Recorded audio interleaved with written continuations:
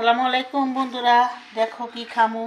খাওয়ার মতো কিছুই নাই, গ্যাস নাই, বাসাতে গ্যাস নাই, গ্যাসের সমস্যা মিরপুরে। এখন যে সকালবেলা খাওয়ার মতো কিছু নাই, গ্যাসে চা বানাইতে গেলাম, পারলাম না বানাইতে।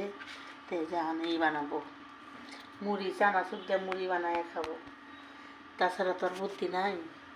তো যে শসা দিছি, পেঁয়াজ কেটে দিছি, তারপরে এই যে এটা দিছি, এটা মরিচ কয় না কি কয় জানি না, ক্যাপসিকাম এটা দিছি।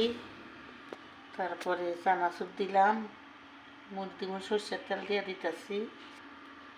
সর্ষের তেল দিয়ে এই মুড়ি খায়া 2টা পর্যন্ত থাকতে হবে, কারণ কোনো বুদ্ধি নাই, গ্যাস নাই, আমাদের অনেক সমস্যা গেছে।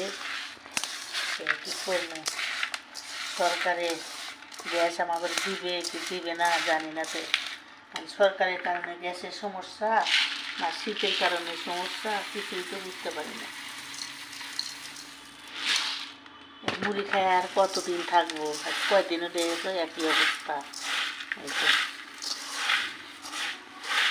আমরা গ্যাসের কারণে, আমার তো কারেন্টের চুলা নাই, কারেন্টের চুলা দিয়ে রান্না করে খামো এটাও নাই।